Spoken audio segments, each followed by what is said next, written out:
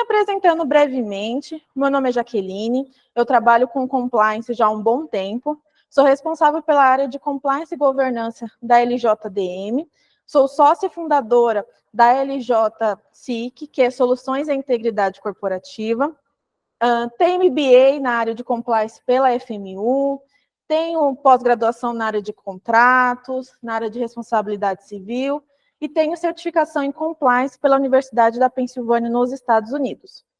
Tá? Então, esse é bem pouquinho do que eu faço, do meu dia a dia, e por que eu pensei em compliance para pequenas empresas?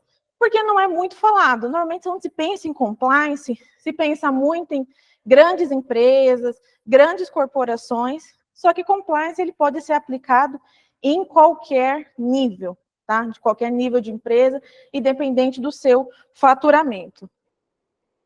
Então, hoje nossa aula 1, nós começamos agora 9h20, mais ou menos, vamos até 11 horas, 11 e pouquinho.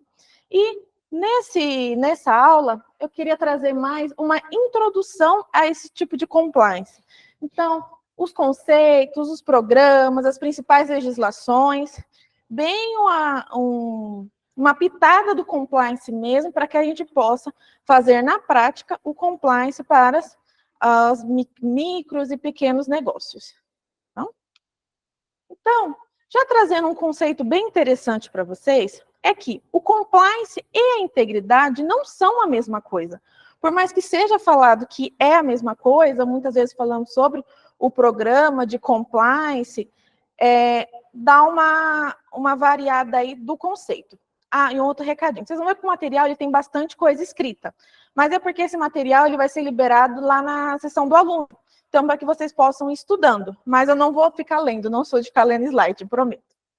Então, compliance e integridade, eles não são a mesma coisa. O compliance, ele é muito mais abrangente. Ele vai por questões que passam da legalidade. Então, quando a gente pode falar em compliance, a gente pode falar em compliance financeiro, compliance no setor de saúde, compliance antidiscriminatório, compliance trabalhista, por quê? Ele é mais abrangente. Mas quando se fala em integridade, ele é um pouco mais taxativo. Então, ele vai atuar nas regulações, na legislação, em todos os requisitos de lei. Então, esse que é o principal ponto. Então, programa de compliance e programa de integridade não é a mesma coisa. O programa de compliance ele é muito mais abrangente. E por que a gente fala muito do termo integridade? Na verdade, a Lei 2.846 enfatiza o conceito integridade. Ele não vai trazer como compliance. Então, a partir de 2023, a CGU começou a expandir um pouco a noção do compliance, para ter essa diferenciação do compliance e da integridade. E, quando você fala do compliance, você abrange preocupações relacionadas a ESG, direitos humanos, diferentemente do compliance, da integridade. Então, vai se alinhando cada vez mais. Então, toda vez que a gente tiver termos empresariais que se envolvam mais com direitos humanos, ESG, toda uma questão um pouco mais abrangente da empresa, você está ali falando de compliance. É mais legislação, mais alguns regulamentos, aí nós estamos falando de programa de integridade. E para a gente entender o compliance, para a gente poder abranger o compliance, deixa eu ver. Eu estou falando aqui, tá com erro na sinalista. Tá, eu vou pedir para o pessoal dar uma olhada para a lista, tá? Vocês estão conseguindo me ouvir? Eu vi alguém falando que não está conseguindo me ouvir. Me ouvir, vocês estão, beleza? Ótimo, então vamos seguir. O pessoal da lista, não se preocupe, vai colocando o nome certinho com presente, que caso a lista não dê certo, a gente dá um jeito no final. Tudo se resolve. Voltando. Para a gente entender um pouco do compliance, a gente precisa voltar um pouco para entendermos como que chegou até aqui. O compliance, ele não é algo recente. Se pensar, ele é algo do século passado. Então, ele começou ali em 1970, 1980. E para a gente, eu não trouxe toda a linha histórica, mas eu trouxe os pontos bem importantes para a gente conseguir entender esse compliance. Então, começou no século XX, através da regularização financeira. Então, nos Estados Unidos, como eles começaram a utilizar o contexto bem no mercado financeiro, e aí, se você voltar um pouquinho atrás, eles começaram, na verdade, no regulamento de mercado alimentício e de medicamentos, né, que eles tiveram as primeiras regularizações. Mas o que tornou o compliance mais efetivo foi o sistema financeiro. Então, eles tinham que transformar o sistema financeiro em algo íntegro, como eles começaram pelos sistemas de compliance. Claro que, quando iniciou no século passado, não era algo tão profundo e organizado como é hoje. Então, em 2002, nós tivemos marcos importantes na relação envolvendo um compliance um pouco mais moderno em relação a vários escândalos que tiveram nos Estados Unidos. E com isso foi criada a SOX, que é uma lei, uma legislação muito importante nos Estados Unidos, e com isso ela se tornou de base para também criarmos a nossa legislação aqui. Então ela é muito importante. Quem puder dar uma lidinha nela, já tem ela traduzida na internet. Tá? Você vai conseguir ver que muitos conceitos se repetem aqui também na nossa legislação anticorrupção, lavagem de dinheiro, de forma completa. A expansão para os outros setores começou a partir da virada do século, quando tivemos vários escândalos contábeis, e aí podemos ver que o compliance ele é realmente importante, não só no setor financeiro, precisamos implantar o compliance em outros tipos de setores. Então, nós precisamos colocar os padrões éticos e de responsabilidade de forma em todas as corporações. Então, a gente sai ali do século passado, que era uma coisa mais de regularização dentro do setor financeiro, viramos o século, precisamos implantar compliance em todos os setores. Com isso, tivemos também a globalização e a complexidade regulatória. O que acontece? Quanto mais legislações forem criadas, uma globalização maior, mas de uma forma um pouco mais centrada na empresa, e que as empresas começaram a se preocupar também com o capital humano, nós tivemos que trazer o compliance para esse ponto. Então, trazendo toda a globalização, então empresas hoje que atuam no Brasil, mas sua sede é fora do país, toda a sua estrutura é fora do país, mas com a sua empresa aqui, a gente tem que manter os princípios. E isso é muito interessante, que o compliance, ele é uma via de mão dupla. Então, o que acontece na versão daquela empresa fora e o que acontece no Brasil, né? Então, normalmente as empresas que têm sede no Brasil, têm sede fora, precisam conversar, né? Manter um padrão ético em comum. E a ênfase na responsabilidade corporativa, que hoje se fala em ESG, mas a gente se fala de responsabilidade corporativa há muito tempo atrás. E não se pode confundir responsabilidade corporativa, principalmente vinculada ao social, com assistencialismo. Então, se a gente está falando de um ESG ali voltado para o social, entregar uma cesta básica não é uma responsabilidade corporativa, é uma questão de assistencialismo. Então, a gente precisa fazer de uma forma que, é uma coisa que eu sempre falo no meu trabalho, o ESG, você tem que olhar primeiro quem está em sua volta. Quem está em minha volta? Os meus funcionários, os meus colaboradores, os meus gestores.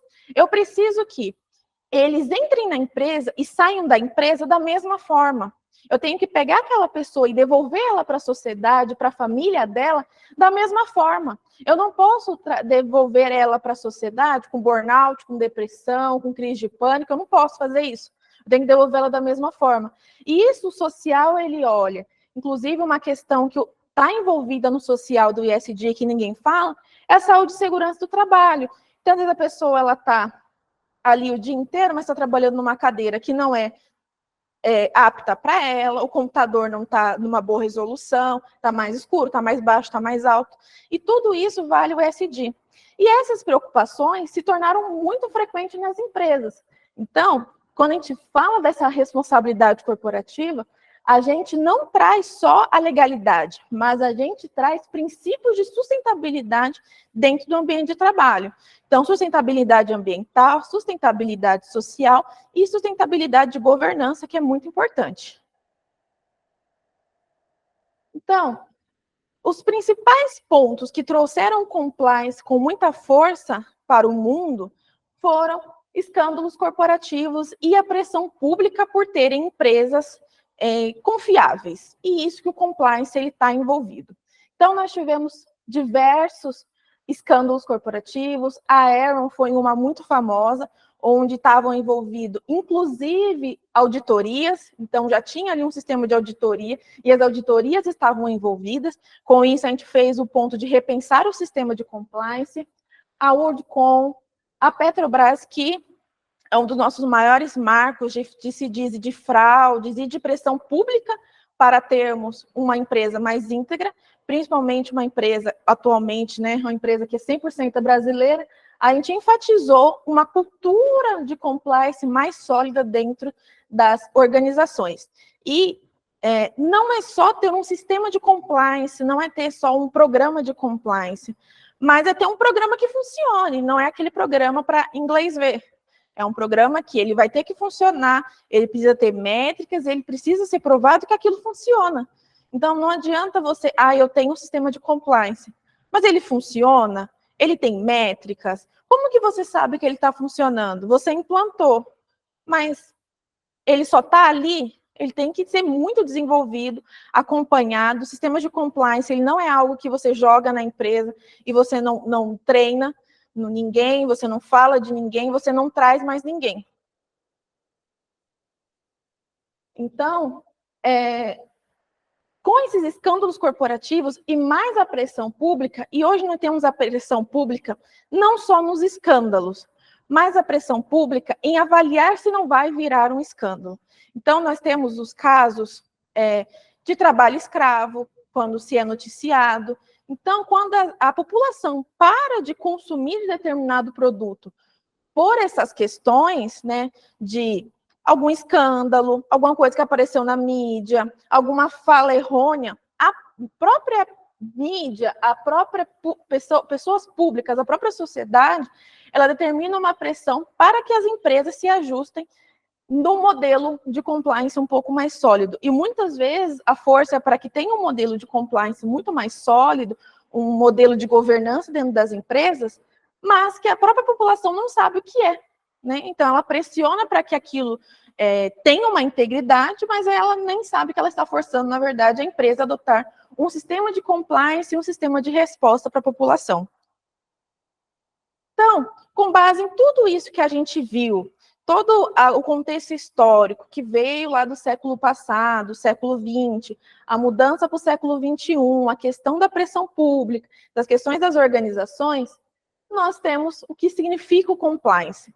Então, o compliance ele pode ser definido como um princípio da governança corporativa que tem o objetivo de promover a cultura organizacional de ética, transparência e eficiência da gestão para todas as ações e todos os integrantes daquela empresa, corporação, sociedade, de uma forma completa.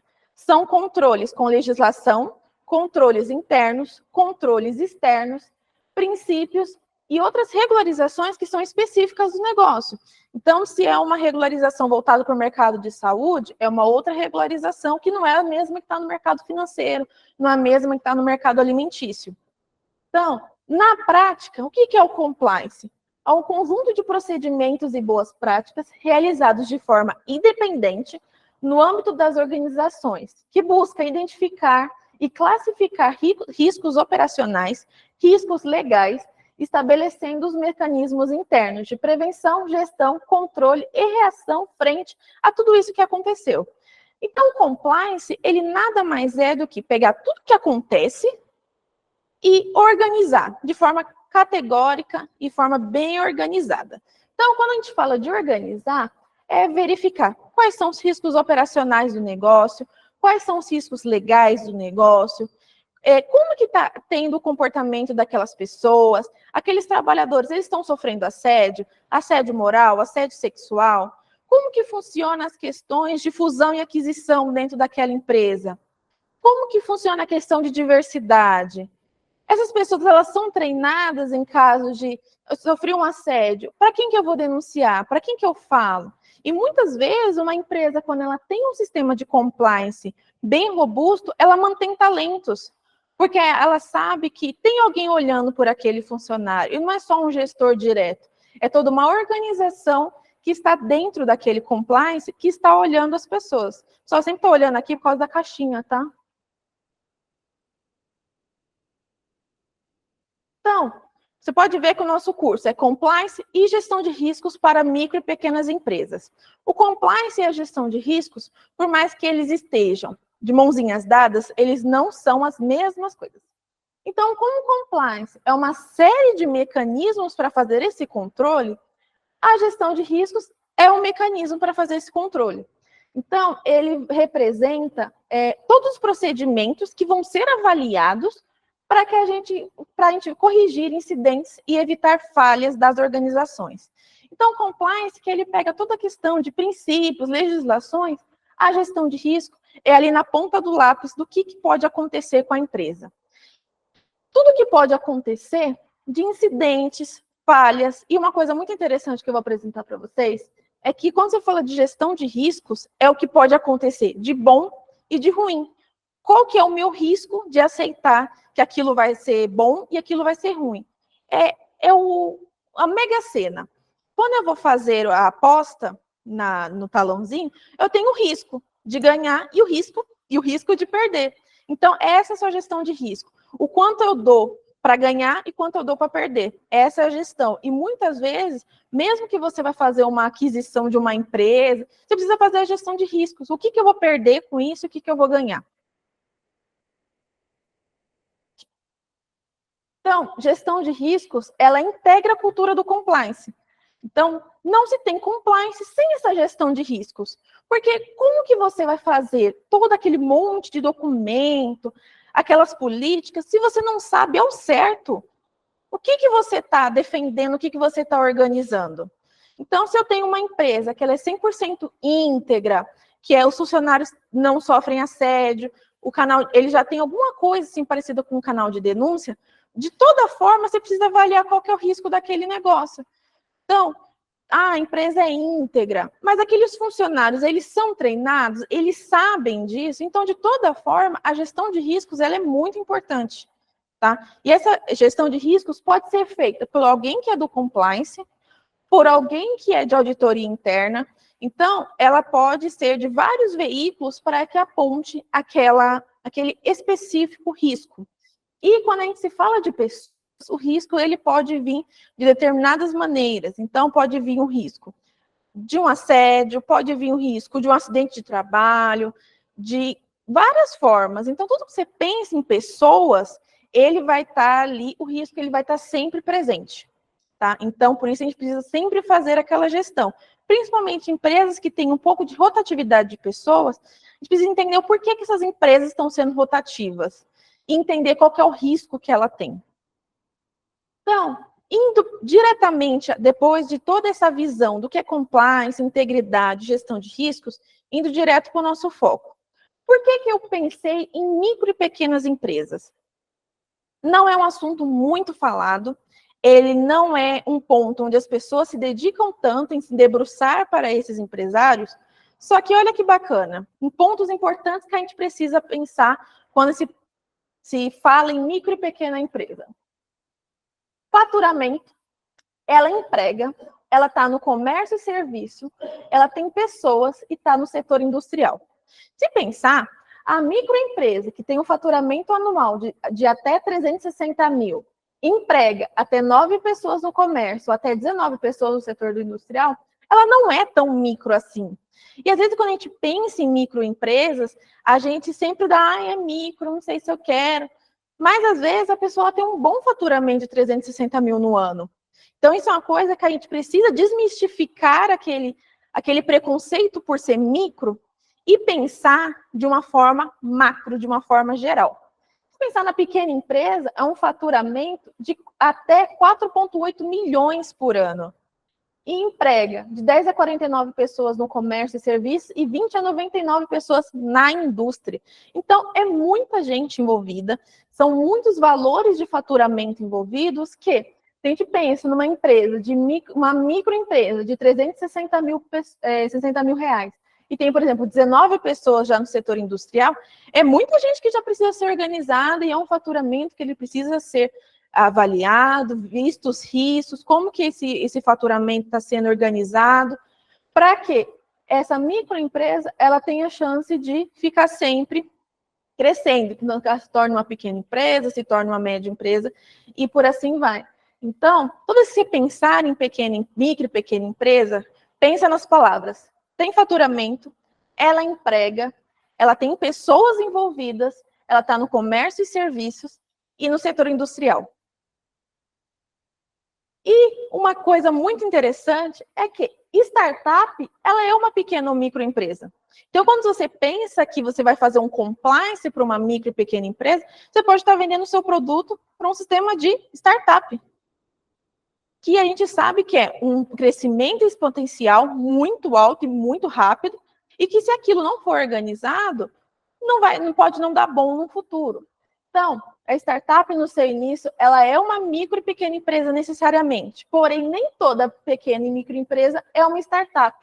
E a maior diferença entre elas é que a startup, ela tem uma receita muito alta ou média, e o seu potencial de crescimento ele é muito rápido e muito alto também. Diferente da PME, que a rentabilidade, o valor ali é um pouco estável a um prazo de médio a longo prazo. Então, pensa também que você está aprendendo nesse curso aqui, e depois que a gente vai continuar as conversas sobre compliance, é que eu posso vender o meu produto para startup de vários setores, e aí a gente vai ajustando as startups de acordo com as suas necessidades, é uma de tecnologia, é uma legal tech, sobre o que é, e aí a gente vai podendo fazer os serviços. Então, startup, pequena empresa e microempresa são alvos em potencial que nós podemos vender os nossos serviços. Então, é possível implementar um programa de compliance para micros e pequenas empresas? Sim. E é muito importante. Só que assim, eu vou dizer para vocês, não é tão complexo quanto você vai colocar numa grande corporação, num banco, numa grande financeira, numa grande corporação.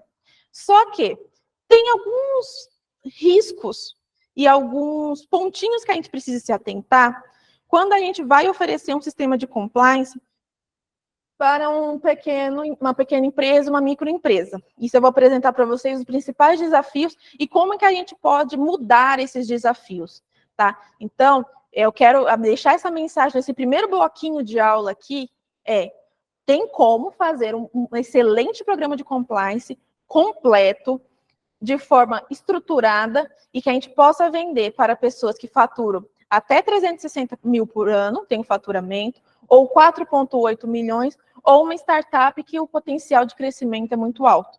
Então, fazer o curso já pensando onde eu posso aplicar. Então, a principal pergunta que eu já tive, principalmente quando eu lancei o curso, foi, mas por que a micro vai precisar, uma pequena empresa vai precisar? O faturamento dela não acaba tendo estável, isso não busca uma estabilidade? Busca. Porém, empresas éticas e com políticas de integridade atraem mais clientes, mais fornecedores e mais parceiros. Porque todo mundo valoriza uma empresa íntegra, uma empresa correta. Ninguém vai, eu vou comprar aqui porque essa empresa usa trabalho escravo. Que legal. Ninguém faz isso. Então, normalmente se tem casos de trabalho escravo, assédio, corrupção, ausência de entrega de balanços contábeis, a gente já fica um pé atrás com a empresa. Então, empresas que elas falam publicamente, olha, eu tenho um programa de compliance, é um programa que ele é monitorado, que ele funciona, eu vou atrair clientes, fornecedores e parceiros de negócios.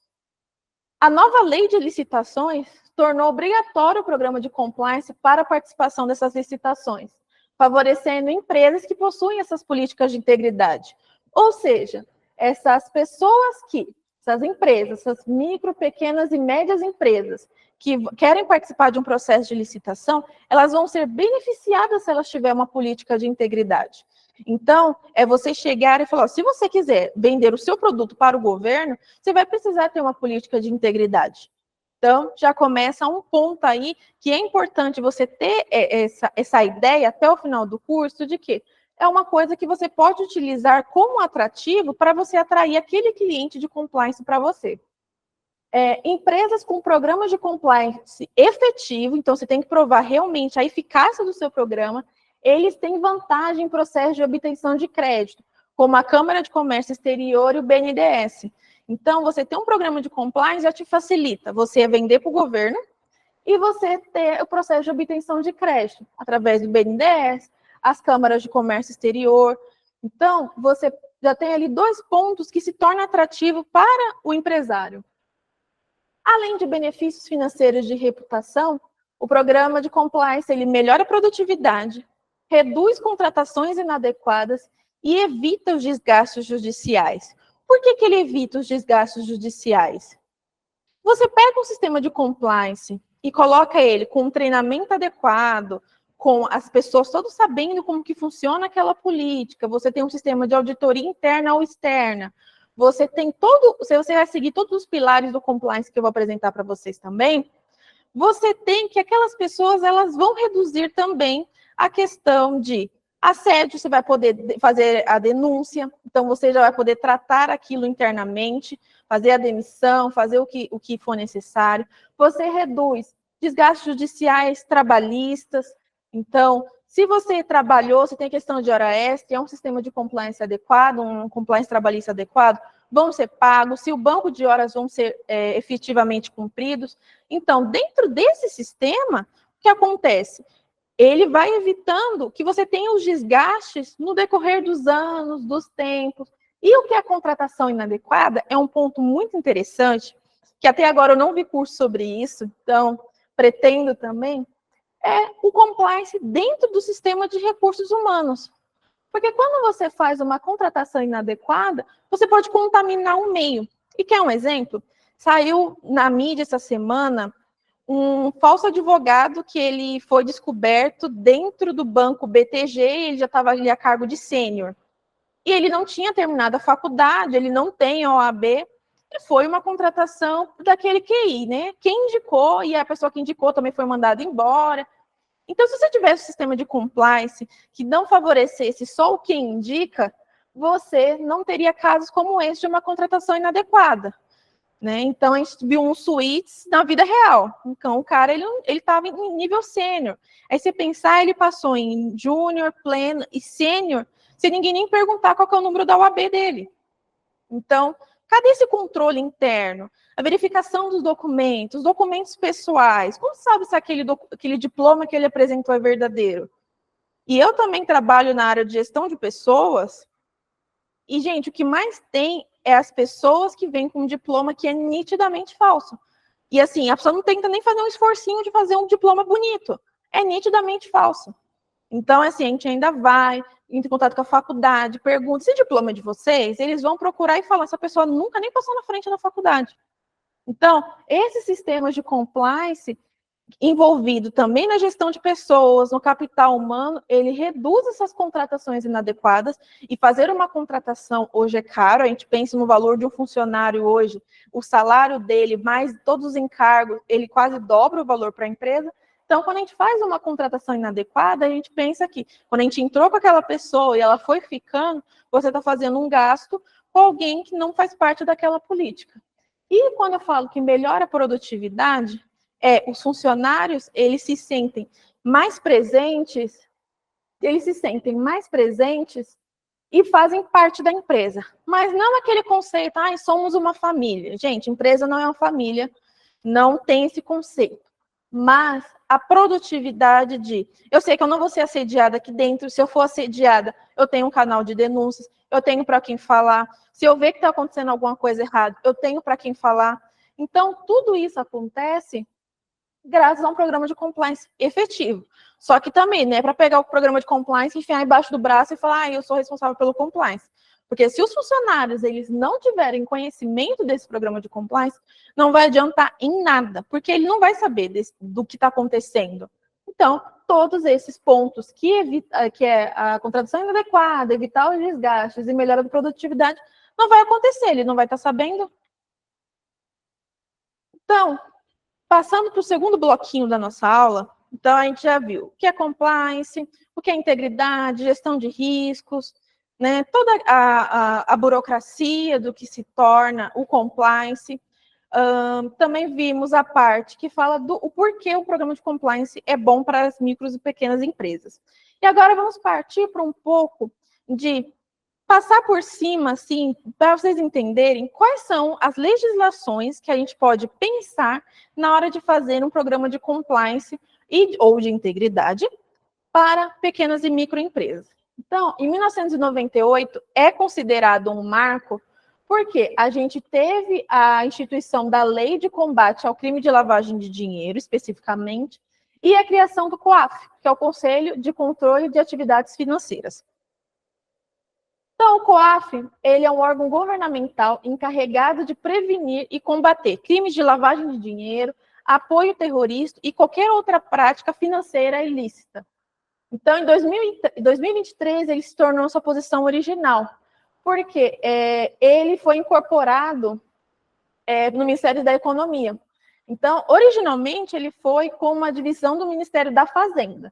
Depois, ele foi jogado dentro do Ministério da Economia. Agora, ele voltou a ser uma divisão dentro do Ministério da Fazenda.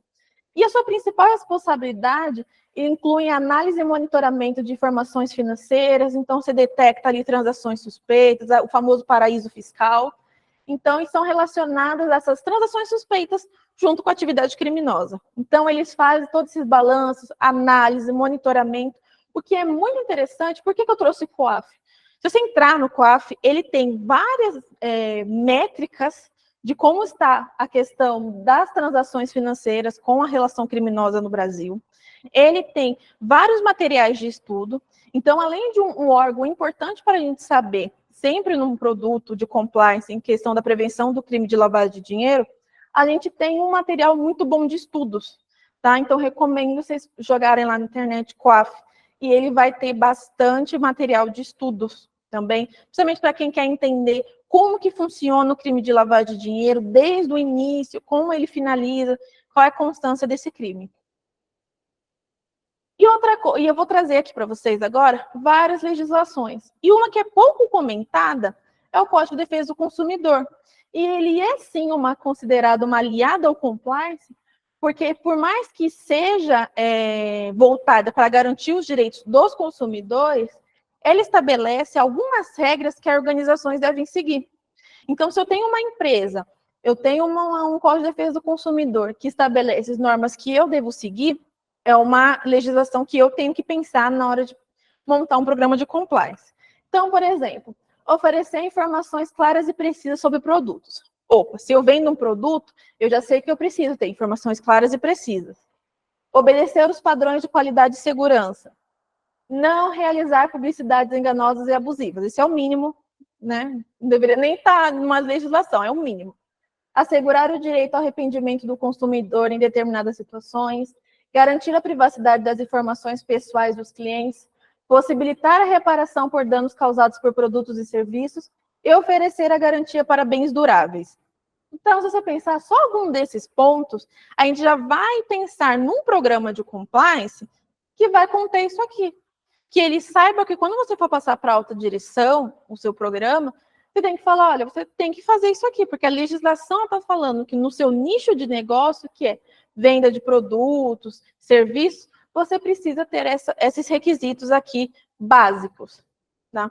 Então, toda vez que se pensar, não se fala muito, então, se você pesquisar muito de legislações voltadas ao programa de compliance, não vai estar mostrando o CDC, mas ele é muito importante, principalmente para micro e pequenas empresas, que está muito voltado na área de comércio e serviços. Outra legislação importante, a Lei de Lavagem de Dinheiro. É uma lei de 98, então ela estabelece medidas para prevenir e combater os crimes de lavagem de dinheiro e ocultação de bens, direitos e valores provenientes de atividades ilícitas. Então, a lei de lavagem de dinheiro, você vai utilizar ela talvez para montar um programa contra a lavagem de dinheiro dentro da instituição. Então, é uma legislação importante que ele vai mostrar como o prevenir para não acontecer e depois aconteceu, como que eu vou combater. Então, é uma legislação extremamente importante para que ocorra isso. para que você consiga montar uma boa estrutura de compliance, uma boa política que esteja voltada para essa legislação. Lei Antitrust. É uma lei que fala sobre a concorrência saudável, né? Não sei se alguém já tinha ouvido falar. Ela é uma lei de 2011, ela não é muito antiga, mas o seu trabalho, principalmente, é contra monopólios e cartéis, a formação desses monopólios e cartéis. Então, ela tem aqui a questão do desenvolvimento tecnológico como um passo de inovação para as empresas e o fomento à livre iniciativa. Então, o porquê dessa lei é muito importante? É você ter uma concorrência saudável com a pessoa que às vezes ela está do seu lado e ela tem o mesmo setor. Quem já foi nas ruas que tem uma farmácia, tem uma tipo Drogaria São Paulo, Drogazil, uma farmácia menorzinha, tudo uma seguidinha da outra. Aquilo ali ela tem que ter uma livre concorrência. Uma não pode fazer monopólio, porque são grandes, todas têm que ter o mesmo direito, e elas têm que ter concorrência saudável. Não adianta de grande rede, que ela pode diminuir o preço super baixo, e ter as outras ali que elas não conseguem, ou tem uma menorzinha que ela não vai conseguir baixar tanto o preço, porque é uma empresa menor. Então, essa lei, ela é realmente de ter uma concorrência saudável. E teve alterações em 2022, bem recentes alterações, que trouxe, né, para essa lei da concorrência os critérios mais rígidos em casos de infração e principalmente na formação de cartéis. E essa lei afirma que os terceiros prejudicados por esse tipo de infração podem sim ser ressarcidos pelo prejuízo obtido e podem ser ressarcidos em dobro. Então, e essa lei ela já traz aqui os acordos de leniência e a punição para coautores. Então, quando for ler a questão, toda a leitura da lei antitrust, já lê a alteração também de 2022, porque ela vai trazer os critérios mais rígidos para essa legislação, para essas infrações. Ela traz muito como que é a formação desses cartéis e ela afirma como que vai funcionar esse ressarcimento em dobro em caso de prejuízo, tá? Então, ela é uma lei muito interessante quando você vai pegar questões, empresas que elas têm, de alguma forma, uma rede. Então, por exemplo, você vai atender uma farmácia, você sabe que existe redes de farmácias gigantescas, né? E você pode, às vezes, ter no mesmo bairro, na mesma rua, então, ou você, às vezes, tem dois mercados pequenos, e aí eles ficam disputando. Então, lei da livre concorrência e da antitrust é muito importante que a gente faça essa vinculação e essa leitura da lei, também é bem bacana. Tá? A lei anticorrupção, acho que ela é extremamente famosa. Ano passado ela fez 10 anos. E se você pensar em anticorrupção, eu acho que quando a gente pensa muito em corrupção, a gente pensa em grandes casos que tiveram no Brasil e que a gente vê que deu uma certa abafada, né? Então, a lei anticorrupção, ela é muito importante para trazer tanta responsabilidade administrativa e responsabilidade civil das pessoas jurídicas que praticam atos de corrupção. E é contra a administração pública nacional ou estrangeira. Então, a gente tem que ver a lei anticorrupção como uma lei focada na prevenção. Na verdade, a lei anticorrupção, se você pegar ela na íntegra, ela é mais focada na adoção de um programa de compliance para garantir a conformidade e evitar sanções. Então, ela é uma lei que ela incentiva muito a prevenção. Ela não é tanto uma lei que ela vai ali de uma questão punitiva, ela é muito orientativa também. E ela traz toda a questão da responsabilização. E se pensar uma lei que fez 10 anos, ano passado foi bem comemorada, e tem lá seus problemas, né? Se você vai ler na íntegra ali, você encontra os seus problemas nessa lei anticorrupção, mas é uma lei que funciona bastante, é uma lei que a gente consegue montar bons programas de compliance, principalmente que o foco dela é de prevenção. E o nosso foco no compliance também é de prevenção. Então, também é uma lei que vai estar ali bem presente para a gente montar os nossos programas de compliance. E por mais que a gente fala de anticorrupção, lavagem de dinheiro, a gente sempre imagina grandes empresas, não é, às vezes talvez o mercadinho do bairro ele faça lavagem de dinheiro, né? Você vai pensar em algum lugar, lojas de shopping, às vezes são empresas fantasma, que eles fazem lavagem de dinheiro. Então, você não pode pensar que são só as grandes corporações. Crimes, infelizmente, todo mundo pode cometer, não importa o tamanho, ou a renda, então a gente tem grandes empresários que cometem, e a gente pode ter pequenas empresas que também cometem crimes, e a gente precisa pegar no ponto, tanto da lavagem de dinheiro quanto da lei anticorrupção. Uma lei também bem interessante para a gente pensar nessa questão do sistema de compliance para micro e pequena empresa é a lei de conflitos de interesses. Essa lei estabelece que os agentes públicos devem atuar em prol dos interesses públicos. Os recursos públicos devem ser protegidos. É necessária a realização do trabalho de prevenção aos crimes de corrupção e abuso de poder. Então, o que acontece da lei de conflitos de interesse? É proteger o próprio sistema público. Então, o agente público ele tem que atuar atuar em prol do interesse público, não do interesse do particular. Né? E por que eu usei esse desenho aqui? Porque muitas vezes o que está em jogo é o dinheiro. Infelizmente, é o dinheiro.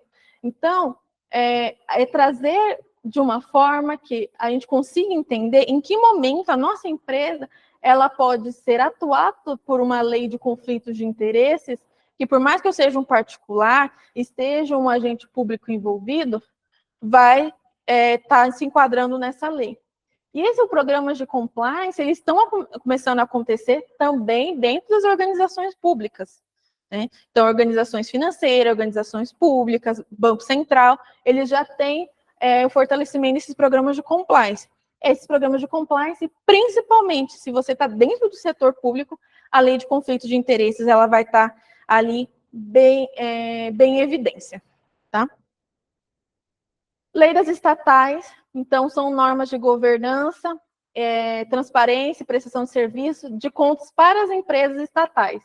Então, é realmente alguém olhar para as estatais e pedir para elas prestação de contas, a transparência nas contas e decisões, e principalmente a governança. Por que é importante que eu trouxe a lei das estatais? O que tem a ver? Eu acho que, a gente não tem certeza. Quando você sabe como funcionam as empresas estatais, você se torna um alvo menos atrativo para a outra do conflito de interesses. Porque aqui você sabe que as empresas estatais, ela também tem coisas a cumprir. Não é só eu que sou meu pequeno empresário, eu que sou advogado, que eu tenho que cumprir. Não, todo mundo tem que cumprir, todo mundo tem que ter ética. Desde o agente público, do empresário, até as empresas estatais. Então, quando você... Também é uma lei mais orientativa, tá? Então, são as normas de como você vai fazer essa prestação de contas para a população. Né? Então, tem muitos relatórios que são publicados e que muitas vezes a gente não tem ciência, mas já é essa prestação de contas dessas empresas estatais, que é muito importante para a gente, não só como advogado, não só atuando no sistema de compliance, mas nós, como as pessoas que estamos na sociedade, saber como é que funciona essa prestação de contas, como que é essa transparência das informações para a gente. A lei de acesso à informação também é uma coisa muito importante. Essa aqui é a transparência das organizações públicas para os cidadãos. E por que é importante a gente também pensar nessa legislação quando a gente pensa no sistema de compliance? Muitas vezes, as empresas de micro e pequenas empresas, elas são montadas, às vezes, por pessoas que fizeram de alguma forma bem relaxada. E quando a gente vai ver as informações, não vão estar batendo. E aí a gente pensa no sistema público que, às vezes, a gente precisa também ter a transparência de todas as organizações. Então, eu acho que, quando a gente usa a lei de acesso à informação e a gente consegue trazer para o nosso cliente, o nosso microempreendedor, que, olha, as organizações públicas, elas têm transparência, né? A gente precisa dessas transparências. Quando você traz para o setor privado, não estou falando que você tem que publicar o salário da pessoa, sim, mas assegurar todas as formas de, olha, o meu sistema de compliance, ele é um sistema, funciona assim, assim, assado. Normalmente eu peço para que, você tem um site, publica o seu código de políticas dentro do site. Se tem um LinkedIn, publica lá. Tem clientes, vão mandar. Por quê? Você mantém um ciclo de acesso a informações. Então, muitas vezes, a gente utilizar uma legislação, fazendo uma analogia a um sistema que você vai utilizar com o cliente, ele consiga entender, mas por que eu tenho que mostrar? Você fala, não, mas o governo mostra. Olha que interessante, isso aqui. Por mais que, não estou falando que são os mesmos tipos de informação, mas às vezes você facilitar a sua comunicação com o cliente. A lei de acesso a informações também volta naquela premissa de, quando você tem uma lei dessa, você, como cidadão, você tem que saber como que está a transparência daquelas organizações. Então, não só como advogado, só como um prestador de serviço de alguma forma, mas a gente, como cidadão, saber e utilizar essa lei. Então, tem muitas legislações que estão ali, estão vigentes, estão disponíveis, e a gente acaba não utilizando para fazer pesquisas, etc. Lei Geral de Proteção de Dados, a LGPD, já é uma queridinha, principalmente o pessoal do compliance, ali o pessoal de privacidade, segurança cibernética, que é como deve ser o tratamento correto dos dados pessoais de terceiros, questão do armazenamento, do uso das informações, como jogar fora aquelas informações. Então, muitas vezes a gente dá o CPF para conseguir um desconto em algum lugar, mas para onde o CPF vai? Né? Às vezes você dá o seu CPF em troca de algum desconto, algum brinde. Eu falo que o valor que você pagou foi o seu CPF. Por quê? O seu CPF vale muito. Os seus dados valem muito, nome completo vale muito, data de nascimento vale muito. Então, quando você dá o combo completo, nome completo, data de nascimento, CPF, você deu muita informação e são informações caras. E quando a gente pensa no pequeno, no microempresário, às vezes ele coleta informações. Ele não coleta informações do site, às vezes, para vender. Onde essas informações param? Ah, se você vai pegar alguma informação aqui, você vai fazer a retirada de algum produto, tem que tirar uma foto do documento. Foto do documento, onde essa foto vai parar, onde é armazenada, depois de quanto tempo você joga fora.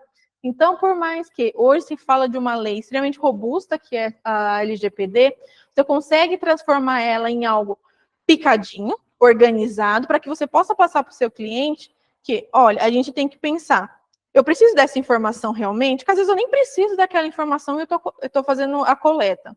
Tá, eu precisei daquela informação. Onde eu estou armazenando? É na nuvem? É num sistema externo, um sistema de terceiros? Para quem? Como? Onde? Né? Depois de quanto tempo você vai precisar dessa informação, você pode jogar fora? Então, é já colocar dentro das políticas já organizado, para que o seu cliente, o seu fornecedor, saiba até onde vai essa coleta de informações. E uma coisa muito importante, se tem funcionários, a coleta de informações também deve ser organizada. Porque você pensa, e a gente fala assim de funcionários, mas é desde a contratação, é desde que você tem um currículo. Então, você tem ali um currículo, tem lá o nome completo da pessoa, tem gente que ainda coloca CPF ou dados pessoais, mas tem o endereço completo, tem o número de telefone, ali já tem algumas informações. São dados sensíveis? Não são, mas são dados que precisam ser resguardados. Aí a pessoa vai para uma entrevista, ela vai e entra num prédio que precisa tirar uma foto. Então, já tem ali um registro da foto. A pessoa foi admitida, ótimo. Aí você manda uma relação gigantesca de documentos. Onde esses documentos vão parar? Até porque essas informações, elas não ficam só com a gente, principalmente no momento de uma contratação. Às vezes precisa mandar para um convênio, para um plano de saúde, né? Um convênio odontológico, um plano de saúde, das mais diversas. A gente precisa mandar para um sistema de alimentação, então uma Lelo, uma Caju, a gente sempre precisa mandar para alguém. Então a gente precisa saber como filtrar essa informação e mandar só o necessário. Então, às vezes, o microempresário, o pequeno empresário, ele não tem noção da quantidade de dados que ele tem, que ele carrega, e qual é o risco de um caso de vazamento, dele perder tudo. Então, às vezes, eu coloco todos os dados de tudo num pendrive. Aí, num belo dia, cadê o pendrive? O pendrive subiu. É um incidente. Cadê as informações que estavam ali? Você lembra de todas as informações? Não. Então, é uma coisa que a gente precisa se preocupar e passar para as pessoas essa preocupação. Então, com tudo isso, com todas essas legislações, a gente passa para um terceiro bloquinho da aula, que é, bom, a gente já viu todas as legislações que vão ser usadas para a gente montar o sistema de compliance, ou leis que a gente pode utilizar como analogia para o nosso cliente entender da importância, e que é difícil, muitas vezes, deles entenderem da importância. Então, a gente passa para Quais as vantagens de ter um programa de compliance? Isso é que a gente precisa ter como consciência e também que o cliente saiba quais são os pontos que ele precisa pensar. Quando ele vai pensar no sistema de compliance, ele vai falar, mas é caro, quanto que eu vou gastar com isso? E a primeira pergunta que ele vai fazer, quanto que isso vai me custar? E isso não só no pequeno microempresário, não. Você vai numa grande corporação, você vai falar um sistema de compliance, tá, mas quanto que isso vai me custar? Então, quando você sabe as vantagens na ponta da língua, é uma questão muito importante para que a gente consiga apresentar um programa e que ele consiga se sentir convencido que ele precisa, a organização precisa e a sociedade precisa num todo. Então, prevenção de riscos, identificação antecipada de problemas, reconhecimento de ilicitude em outras organizações, benefício reputacional, redução de custos e conscientização de funcionários. Esses são só alguns, são só os principais pontos de vantagem para um sistema de compliance.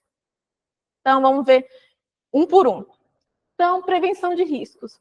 Quando a gente identifica, quando a gente faz a adoção de um programa de compliance, a gente faz a identificação do problema ou do risco, mitiga, remedia e vê todas as suas consequências adversas. Então, quando a gente fala em prevenção dos riscos, primeiro a gente faz toda a vinculação dos riscos, a gente vê o que aqueles riscos vão surgir, da onde surge aquele risco, de qual setor, e com isso a gente vai mitigar, vai remediar todos esses pontos. Então, as consequências adversas desde quando eu identifiquei até quando eu remediei, quais são esses pontos de violação da lei? Ou quais são esses pontos de consequência adversa? Porque muitas vezes a gente remedia os riscos, dando uma resposta talvez para a sociedade sobre determinado ponto, e não vai funcionar, porque a sociedade ela ficou tão pesada com aquela informação que mesmo eu remediando com informações, ainda vai ser um risco. Estou vendo esse pessoal falando da lista de presença. A outra questão da prevenção de risco, o primeiro passo, eu falo que a prevenção de risco tem que acontecer, é que sempre vai acontecer, sempre vai ter alguma falha ética, sempre vai ter alguma falha moral, que muitas vezes as pessoas não saibam, as pessoas não têm essa consciência. Então, as pessoas não têm a consciência de receber um presente um pouco mais caro. Pode ser considerado uma infração moral, ética da empresa. Que você não cuidar de algum determinado ponto é uma infração ética ou moral ou material daquela empresa. Então, assim, sempre vai ter. Eu acho que a premissa da prevenção dos riscos sempre vai ter riscos, bons ou ruins. Né? Eu vou ter um risco para uma coisa boa, um risco para uma coisa ruim. Então, você tendo essa premissa, você já chega na empresa sabendo assim, aqui tem alguma coisa de errado em algum momento. Por mais que hoje tem muitas empresas que têm políticas de compliance, em algum momento vai fugir alguma coisa. Por quê? Você trabalha com pessoas pensam diferente. Por mais que elas sejam treinadas, muitas vezes elas não vão estar ali de uma forma totalmente centrada no que um programa de compliance está falando, no que um programa de treinamento está falando. Então, pode ser que pessoas que você está falando ali sobre o programa de treinamento, sobre o compliance, que ela vai estar pensando em outra coisa, porque para ela aquilo ali não vai interessar. Então, riscos a gente sempre vai ter. E pegando esses riscos, a gente começa a desvendar, eu falo que desvendar o desconhecido. Então, a gente vai examinar operações, processos, ambientes, para a gente conseguir visualizar a organização como um todo e conseguir ver esse sucesso dessa organização. Ver o sucesso ou o insucesso. Então, o nosso sistema financeiro está muito bacana, mas aqui o sistema administrativo eu estou com falha, o operacional eu estou com falha, o logística está bom, mas aí aqui o meu processo de logística, quando ele chega ao fim, ele tem problema. Então, todas as empresas vão ter algum ponto de problema, sempre vão ter alguma coisinha, algum ambiente, alguma operação com alguma dificuldade. Chegou numa empresa, fala que assim, tudo que é perfeito demais é suspeito. Está tudo muito perfeito, ver o que está debaixo do tapete. Então, às vezes, verificar laudos de auditoria, sempre dar uma olhada, porque não tem como uma empresa ser extremamente perfeita.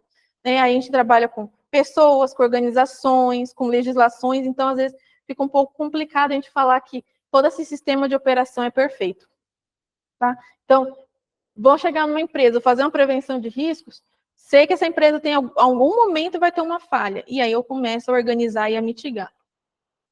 A identificação antecipada de problemas. Então, primeira coisa, conscientização promovida pelos programas de compliance acerca de condutas indesejadas. Então, quando a gente fala de condutas indesejadas, é condutas de clientes, de parceiros, de fornecedores, de funcionários, de gestores, de terceirizados. Então, a gente já começa a ver quais são as condutas indesejadas, ver dessas condutas indesejadas qual é o meu risco. Então, a gente volta, qual que é o meu risco, e a gente começa a dar uma pronta resposta para a organização. E o que é essa pronta resposta? Olha, você tem esse problema aqui, que ele hoje é um problema pequeno. Mas se você demorar muito, ele vai virar um problema médio, grande, até virar um problema muito, muito, muito grande. Então, a gente vai fazendo, entre as vantagens dessa identificação, é a possibilidade, muitas vezes, de firmar acordos com autoridades, sejam de leniência ou não, poder implicar redução de pena, em caso de outras empresas, imunidade na esfera criminal para pessoas físicas. Então, quando você identifica os riscos, e não só identificar, mas falar assim, eu tenho um risco, eu tenho um problema, eu identifiquei uma fraude, uma fraude, ou um suborno, alguma coisa que tenha vinculado a alguma legislação, e você, se for uma coisa vinculada a autoridades, ao governo, a alguma esfera, você possa chegar e tentar fazer um acordo antes que aquilo vire um problemão. E se for, às vezes, uma coisa menor, que você já vê que aquele problema, que hoje você tem que vale 5%, daqui a um tempo, eu sei que ele vai aumentar, eu faço essa redução antecipada. E aqui é um dado muito importante da KPMG, que foi feito em 2020, que 85% dos participantes da pesquisa afirmaram que um dos maiores desafios é identificar, avaliar e monitorar aspectos do compliance e regulatório. E por que isso se enquadra na identificação antecipada de problemas? Porque às vezes é muito difícil você identificar qual que é o risco daquela empresa, qual que é você avaliar qual que é o risco daquela empresa. Então, às vezes, você vai só com a ideia de compliance, ele não vai funcionar. Você vai ter que ter uma ideia também de uma gestão de riscos. E a gestão de riscos é até você organizando aquele risco até que ele suma, ele não tenha mais, ou que, se ele for continuar tendo, que ele tenha um impacto menor. Então, hoje, né, em 2020, não faz muito tempo da pesquisa, muitas das empresas ainda veem isso como um desafio, né? Muitas das empresas, dos avaliadores, dos compliance officers, tanto das pessoas que são realmente responsáveis pelo compliance, elas veem como um desafio, principalmente empresas grandes. Então, empresas pequenas, talvez não vai ser um desafio tão grande, porque não tem tantos setores a serem examinados, mas a conscientização promovida talvez vai ser um pouco difícil também, de você apontar um dedo ali para o seu funcionário e falar assim, isso aqui está errado. E eu falo, por experiência própria, que muitas vezes a gente tem uma equipe e que a gente vai mantendo ela porque aquilo está funcionando. E você acaba de ficar conferindo alguma coisa, porque é uma equipe que já está muito bem treinada, só que às vezes pode escapar alguma coisa e você não vê, e isso virar um problema lá na frente. Então, é importante você, na hora de fazer essa identificação antecipada de problemas, identificou, chame as pessoas responsáveis, ou chame o setor e converse. Olha, isso aqui hoje é um problema. Foi um problema que aconteceu X, se você tiver data, e que pode virar um grande problema. Então, a gente vai começar a remediar. Então, quando você faz toda a identificação antecipada de problemas, você está antecipando, talvez, riscos muito mais graves lá para frente. Reconhecimento de ilicitudes em outras organizações. Por que esse ponto é importante? Porque se eu tenho um fornecedor e esse fornecedor ele tem algum tipo de problema, diga-se em problema de trabalho escravo, problema contábil, problemas financeiros, você não vai querer se envolver, né? Então, quando você identifica no outro algum tipo de problema, você já vai ou avisá-lo para que ele possa fazer um sistema interno e ele se regularize e você continue sendo parceiro de negócios, ou cumprimento de contrato. Normalmente, quando é um terceiro que avisa, então, por exemplo, é o meu fornecedor e eu sou cliente, eu aviso, normalmente não tem tanta pressão. Mas, às vezes, internamente, falar assim, olha, a gente vai perder um cliente, mas a gente pode perder fulano, cicrano e beltrano se a gente continuar com esse mesmo problema. E muitas vezes resolve-se. Então, identificar nas outras organizações concorrentes, fornecedores, distribuidores, clientes que estejam infringindo a lei de alguma forma. Pode ser qualquer uma das outras legislações que a gente estudou, como outras legislações, legislações criminais, etc. Gente, só vou tomar uma água, só um minutinho.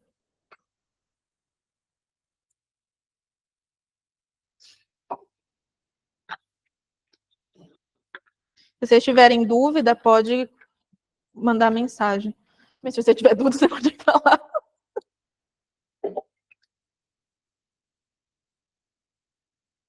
Vamos voltar. Vamos lá. Benefício reputacional.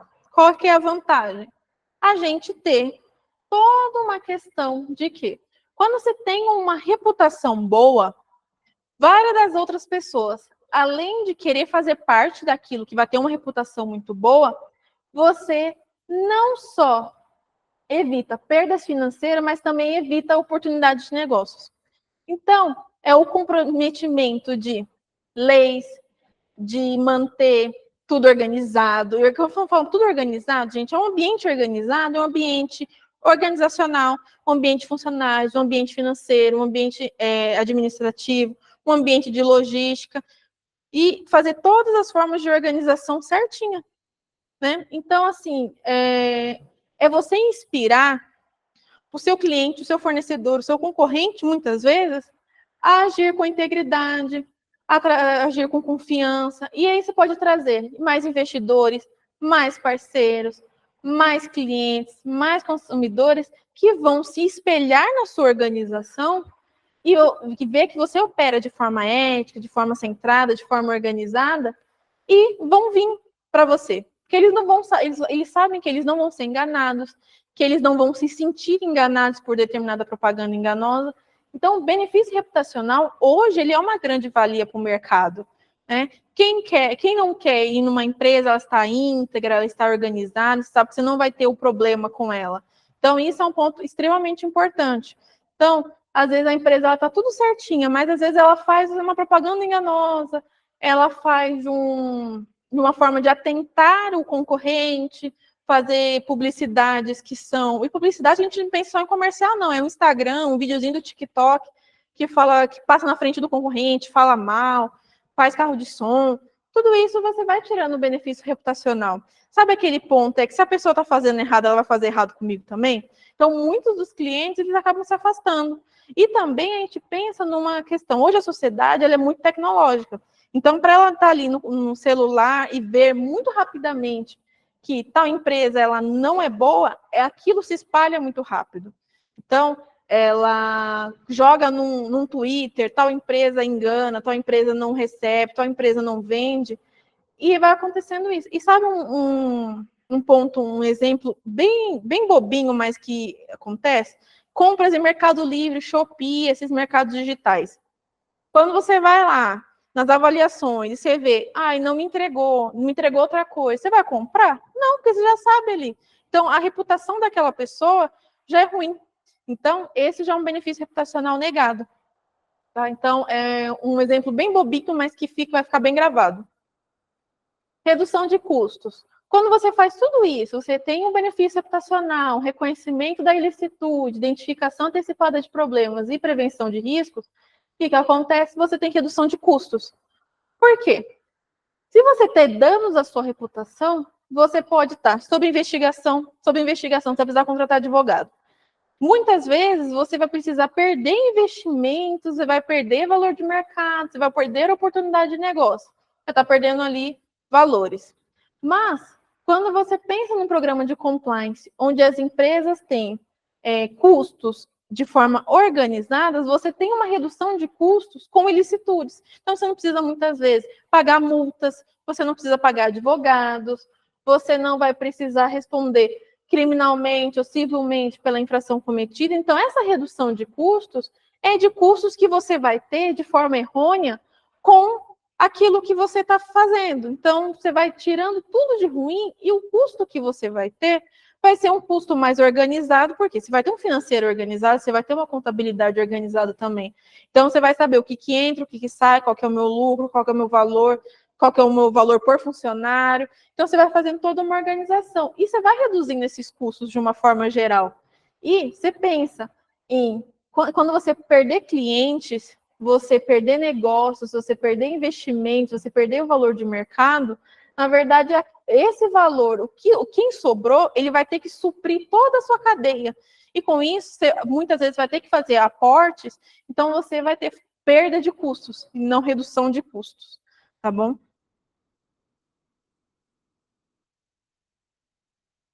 Ó, Vanderlei, aqui, na minha concepção, compliance não se restringe a um setor, mas sim a toda a empresa, partindo do princípio que a mesma funciona como uma engrenagem, dependendo de cada peça desta padrão para todo funcionar.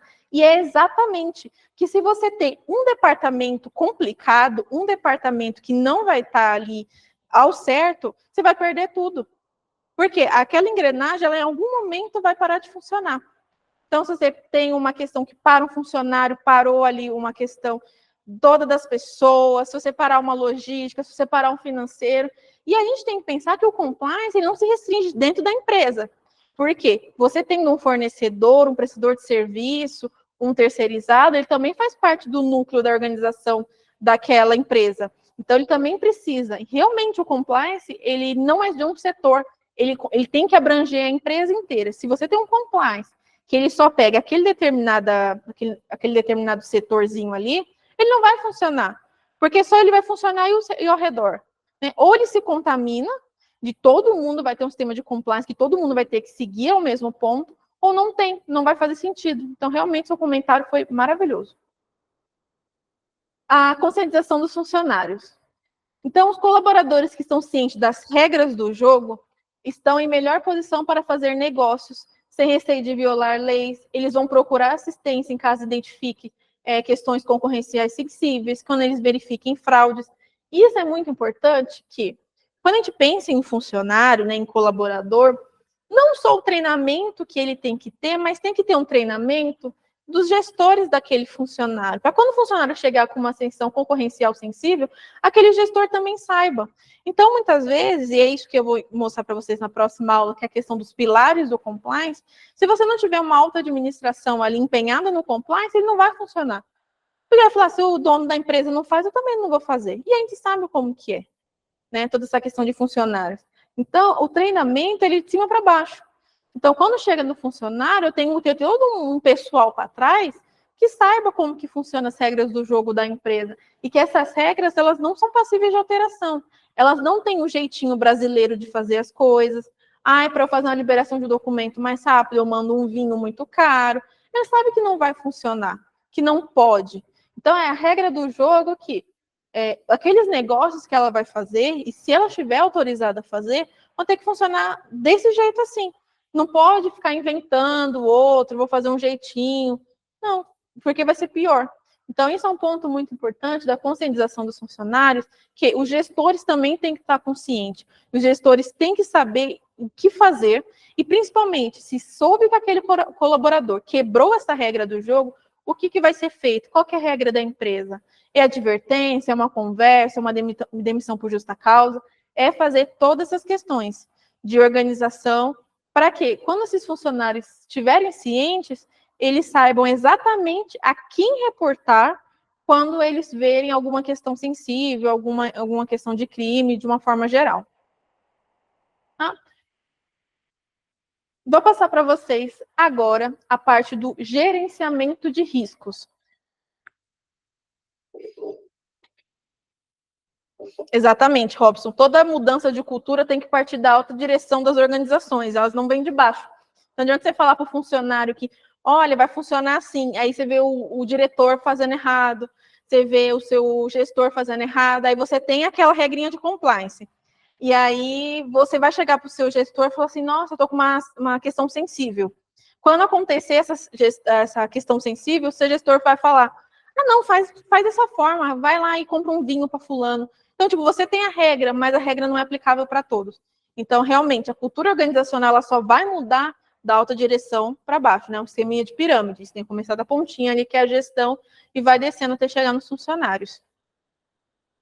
Aqui. Essa é uma parte bem interessante, é uma parte que eu sou apaixonada, que é o gerenciamento dos riscos. Então, tudo isso que a gente viu, a gente vai fazer para não ter um risco, mas sempre eles vão existir.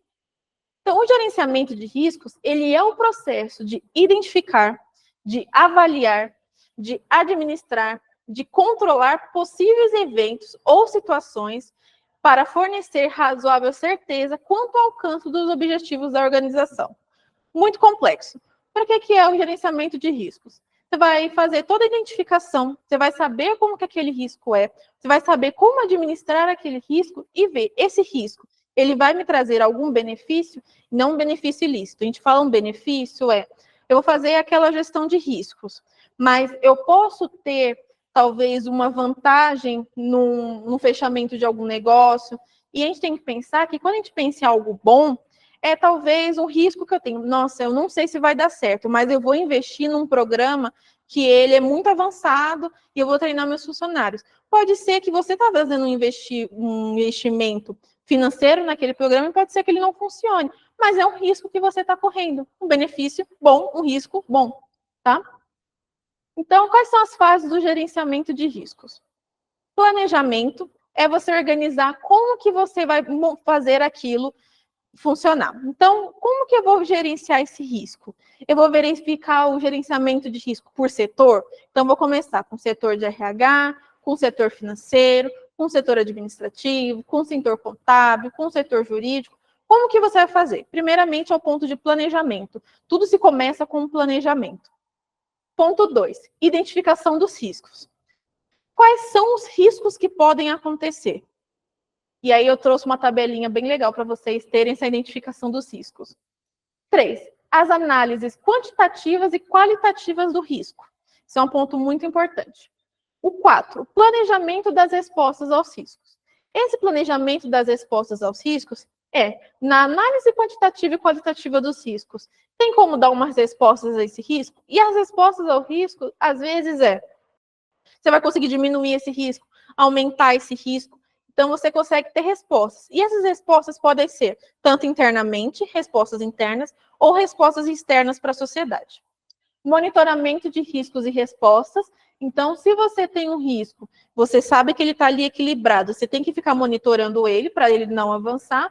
E se você deu respostas internas ou para a sociedade, qual que é o monitoramento dessa resposta? A resposta foi positiva? Como que o público pegou essa resposta? Internamente, quando você mostrou para as pessoas que tem ali uma gestão de risco para fazer, como que elas entenderam essa gestão de risco? Então, você sempre tem que fazer um monitoramento. E a comunicação? A comunicação pode ser ou depois da resposta, que você fez uma análise dessa resposta e você gerou uma comunicação, ou internamente você deu a resposta, fez o monitoramento dos riscos e das respostas. E aí você pode fazer uma comunicação de como está indo.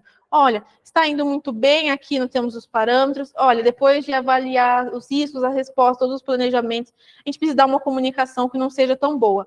Então, são mais ou menos seis passos, 6 fases. Gestão de riscos, tem algumas pessoas que falam sobre gestão de risco.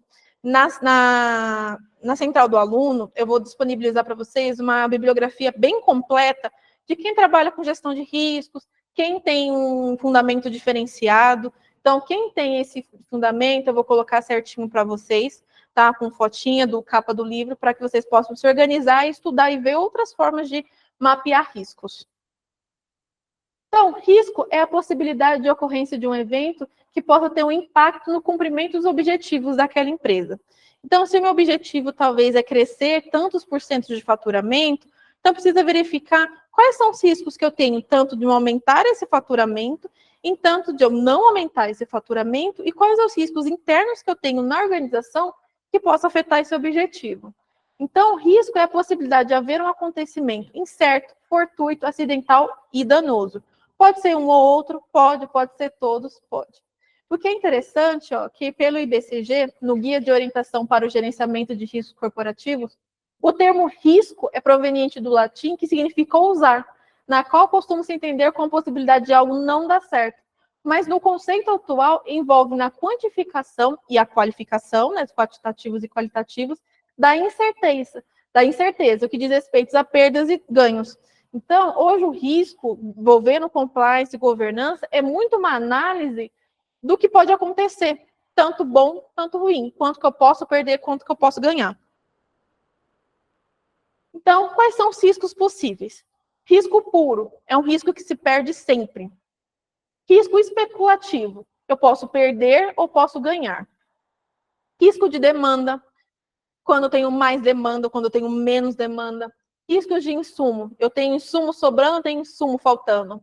Riscos financeiros é avaliar de uma forma geral, e nesses riscos financeiros, eles envolvem riscos financeiros e contábeis. Riscos de propriedade. Eu estou num lugar perigoso que podem roubar o que eu tenho, né? Risco de roubos e furtos. Eu posso ter enchente. Eu tenho um lugar próximo que é inflamável. Eu mexo com material inflamável que eu tenho risco de propriedade.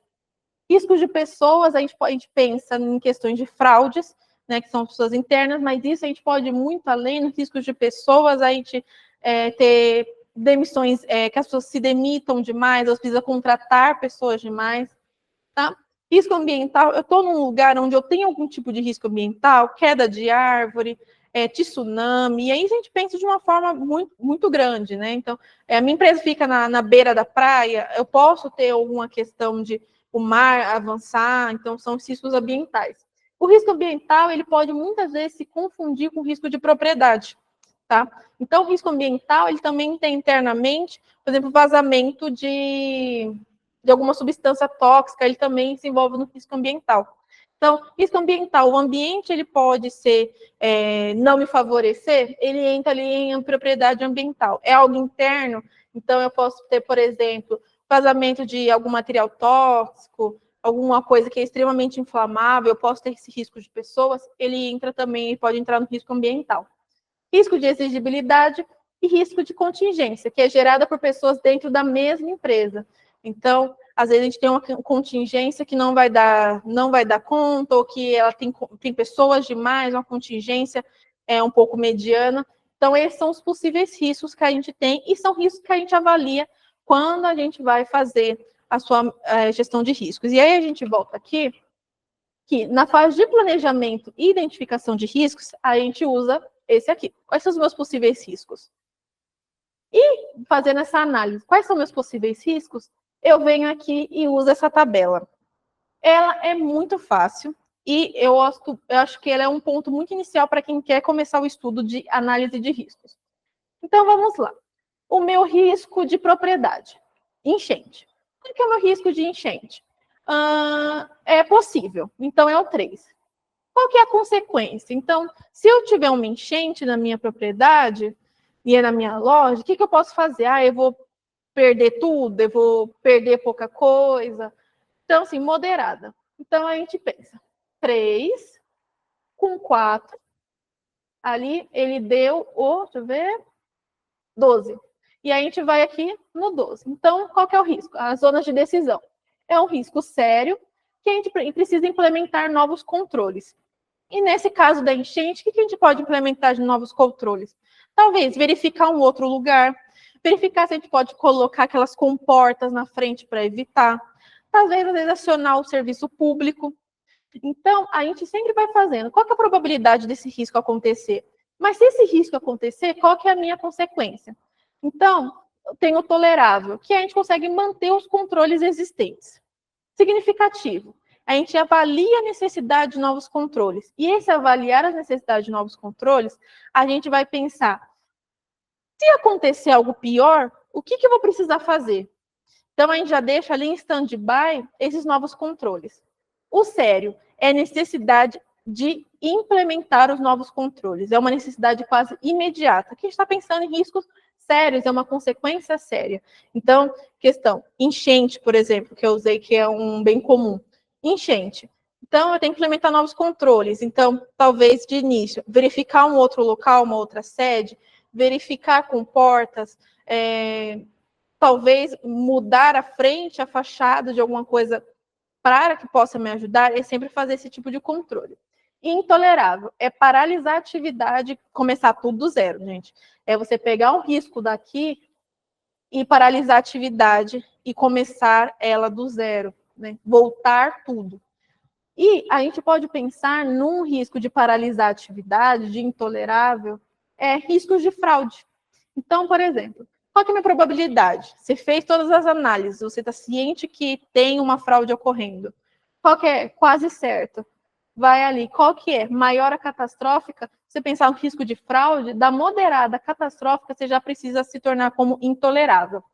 Ah, mas se for em caso de fraude ali, no insignificante ou no menor, se você vê, em caso de fraude, vai estar ali avaliar a necessidade de novos controles ou implementar novos controles. Toda vez que é quase certo que você tem um risco, nunca você vai deixar como tolerável. Ah, deixa assim. Porque você sabe que tem um problema, você já tem o seu risco ali. Então, você vai fazendo sempre essa jogada de ver qual que é a sua probabilidade, qual que é a sua consequência. Verificar e você ver quais são as suas zonas de decisão. Com isso, te facilita vamos montar qual é o meu mapeamento de riscos. E quando, vou ir para frente para mostrar. Normalmente, o mapeamento é feito em fichas. Então, qual que é o tipo de risco? Risco de propriedade. Qual é a área? Alagamentos. Qual é o nível de probabilidade? Provável. Nível de impacto? Maior. Qual é a ação de mitigação? Implementar controles. Eu acho que o sistema de ficha, ele é o melhor sistema para a organização, principalmente dentro de microempresas, pequenas empresas, porque aí você vai colocando cada risco e aí você vai conseguindo se organizar. Então, por exemplo, risco no financeiro. Qual foi o que você viu? Nossa, muitos pagamentos incorretos. Qual é o nível de probabilidade? Possível. Aí a gente volta no possível. É que às vezes acontece, às vezes não. Então a gente volta para o possível. Qual que é o nível de impacto? Maior, a questão financeira sempre vai estar no maior. Qual que é ações de mitigação? Intolerável, paralisar a atividade e adotar novas políticas. E aí a gente vai sempre fazendo essa ficha, então sempre vai colocar em cima qual risco, área, nível de probabilidade, nível de impacto e ações de mitigação. E aí você vai colocando. E por ser ficha, você vai colocando todos os riscos ali que você tem. Depois, todas as áreas. A área financeira, aqui eu tenho alagamento, aqui eu tenho um turnover de pessoas, e você vai colocando. Depois, só o nível de probabilidade. E depois você volta aqui na nossa tabelinha, e aí você vai fazendo as consequências. E aí você já vai pensando, nossa, avaliar nova necessidade de controles. Atualmente eu tenho algum controle? Putz, eu não tenho nenhum controle. Então a gente vai e começa a implementar esses novos controles para daqui para frente eles funcionarem. Tá? Não quer dizer que eu tenho isso aqui, por exemplo, se eu tenho manter controles existentes, eu não tenho nenhum controle, começa a criar um controle sobre esse ponto. E aí vai se organizando. Tá? Então essa tabelinha, então para quem está iniciando um estudo de mapeamento de riscos, ela é bem bacana, ela é uma das mais simples, tem outras que são mais complexas, tem mais partes, mais tabelas, mas essa, para quem está iniciando, e principalmente por tamanho da empresa que a gente está falando, então uma micro, uma pequena, uma média empresa, esse aqui, ele é um dos modelos ideais. Tá? E questões importantes. São perguntas que podem ser feitas tanto pela gente mesmo, quando a gente está montando, tanto pelo nosso cliente. Então, por exemplo, eu preciso implementar um controle interno na empresa? Ou eu posso deixar um compliance terceirizado, uma empresa de compliance terceirizado? A pergunta, como um bom advogado, depende. Depende de como está organizada essa empresa. Porque tem empresas que elas não estão nem maduras para receber um programa de compliance completo. Muito menos para eu ter um controle interno tão focado na empresa. Então, a gente pode manter um sistema de controle interno básico. Então, vamos manter controle de pagamento, vai ser de X a X, controle de pessoas de X a Y. E a gente fala desse controle interno vinculado para esses riscos. Então, a implementação é importante? Eu preciso, eu necessito, depende de como está a maturidade dessa empresa. Porque às vezes a gente precisa voltar muito para a gente conseguir mapear o risco, de às vezes a empresa ela não tem nem o básico. Então a gente precisa começar a organizar o básico. Às vezes os funcionários estão lá, está tudo sem registro, não tem nenhum sistema contábil. Então a gente precisa voltar a esse sistema para aí sim a gente colocar um sistema de controle interno. Porque se a gente não tem nada, a gente vai controlar o quê? Fazer esse ponto. Qual o custo? O custo também depende. E quando eu falo depende, do custo, é um custo nosso mesmo. Então, quanto que você vai cobrar para fazer um programa de compliance para uma micro e pequena empresa? Né? E na próxima aula de amanhã, eu vou mostrar para vocês alguns pontos que vai ser importante na hora de fazer esse mapeamento de custos, de quanto que a gente possa cobrar para esses clientes, como procurar e como abordar. Tá? Existe legislação que me obriga a implementar? Não existe, a gente viu as legislações. Nenhuma me obriga a implementar uma gestão de riscos. Só que é importante para você, além de você ter um sistema de compliance completo, você vai saber aonde está o risco ali. E esse é um ponto de quando você vai oferecer um sistema de compliance para uma micro e pequena empresa, que você o quê? Vai muitas vezes atender o risco específico. Ele vai te procurar porque ele já tem um problema. Então, quando a gente vai fazer esse mapeamento de risco, vai apontar, você tem risco aqui, aqui e aqui. E aí você vai trabalhar primeiro esses riscos, para depois montar um sistema de compliance, para depois você ver como que essa empresa está madura e está podendo atender. Isso é para a próxima aula. Qual legislação irei utilizar? A gente pode utilizar todas as outras que a gente apontou. Porque é uma empresa que está obedecendo o CDC, é uma empresa de serviço ou comércio, então, se ele não está pegando nenhuma parte do CDC, ele não está cumprindo nada, onde ele entra de risco aqui? Então, a gente precisa ver essa legislação que ele vai utilizar. Como posso implementar? Basicamente, né, como eu falei, que normalmente quando um micro, pequena empresa, ele vai te procurar, ele já tem um problema. Então, muitas vezes, a gente vai precisar fazer um processo um pouco ao contrário. Primeiro, a gente vai mapear o risco, tentar suprir o risco, para depois implementar um programa de compliance. Por isso, vocês vão ver que a ordem da aula está ao contrário. Amanhã a gente vai ver pilares de compliance, como abordar. Por isso eu trouxe o mapeamento de riscos primeiro, porque muitas vezes a gente vai precisar implementar esses riscos antes, organizar esses riscos antes de colocar um sistema de compliance. Como mudar o comportamento da organização na busca de modelos mais seguros e eficientes? Primeiro, alta direção, a gente precisa conseguir que eles entendam que manter uma empresa íntegra, segura, é o melhor para a organização, uma organização que ela vai se manter ativa mais tempo.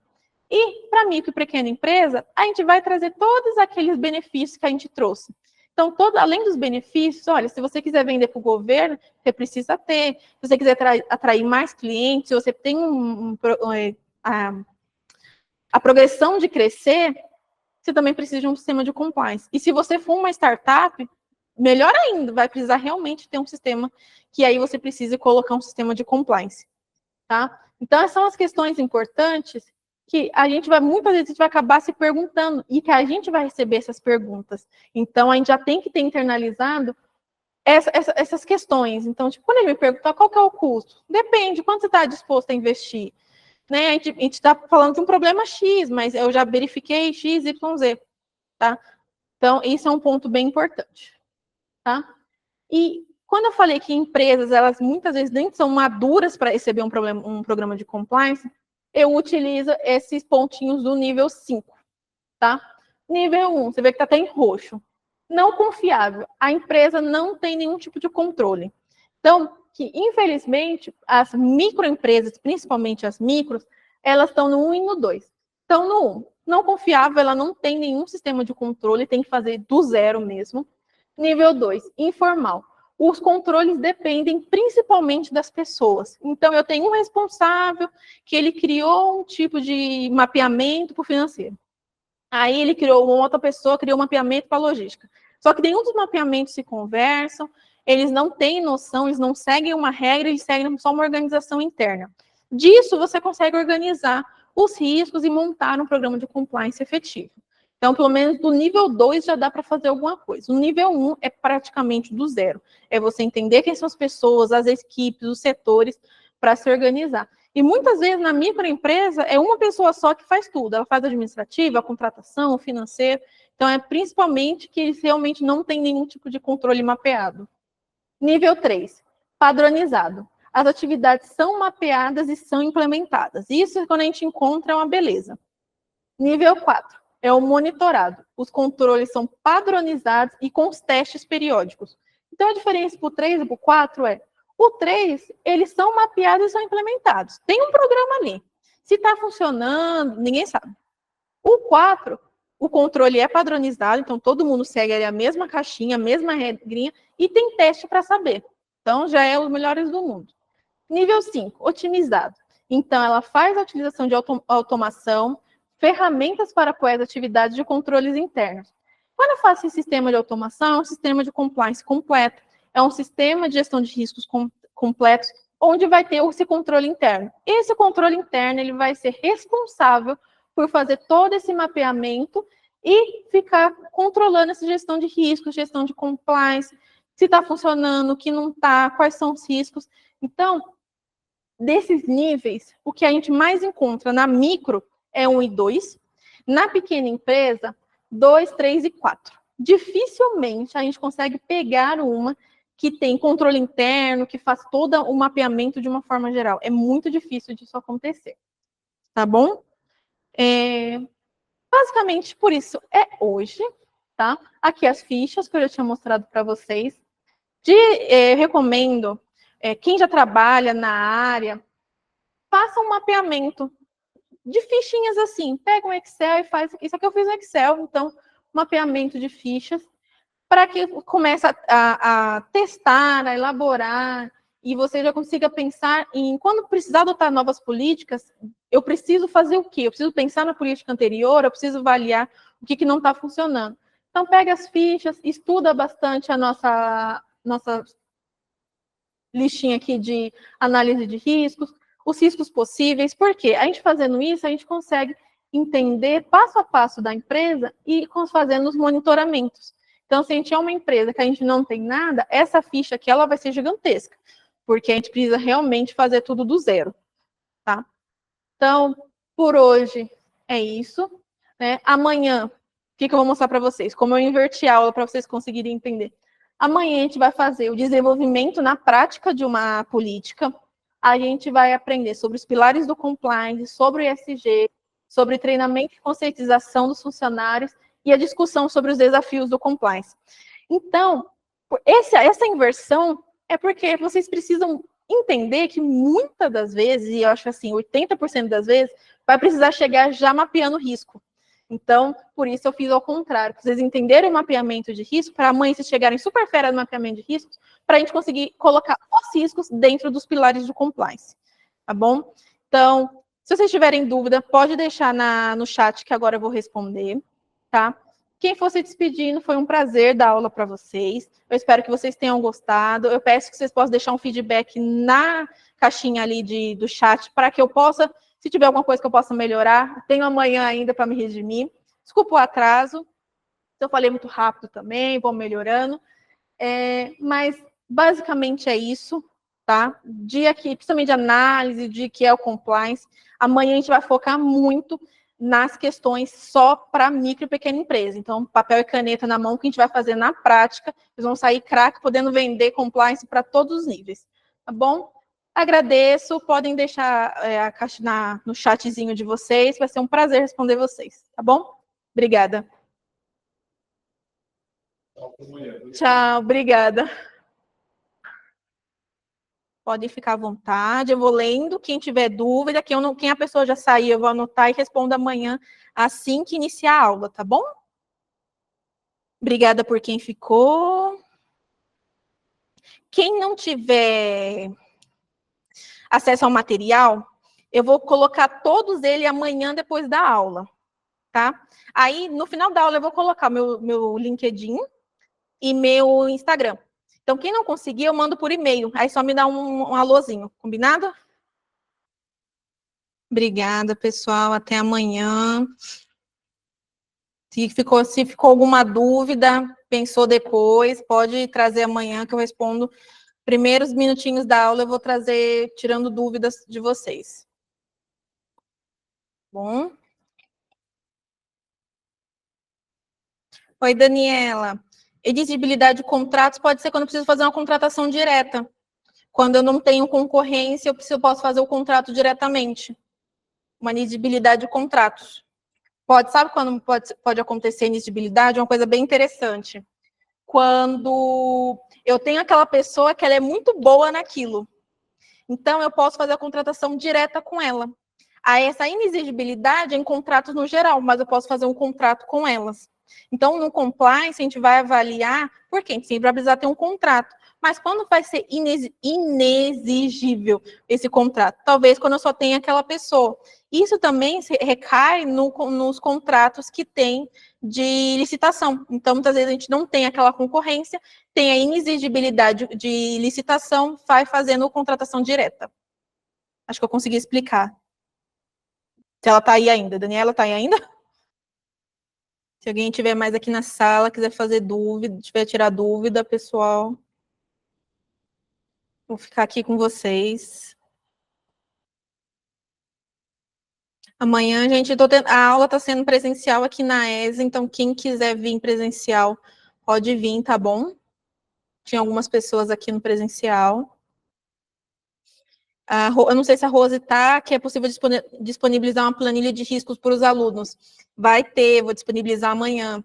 Inclusive, também vai ter um modelo de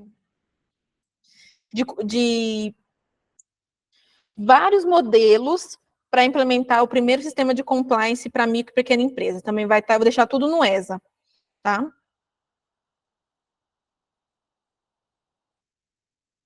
Aqui o Paulo perguntou se vai ter material de apoio. Vai ter sim, tanto esse material que você vai ver que tem bastante coisa escrita que é para vocês poderem ler, como eu vou dar vários modelinhos já prontos para vocês só poderem adaptar. Tá? Agradeço, 11h01, vou estar encerrando a sala. Agradeço e até amanhã.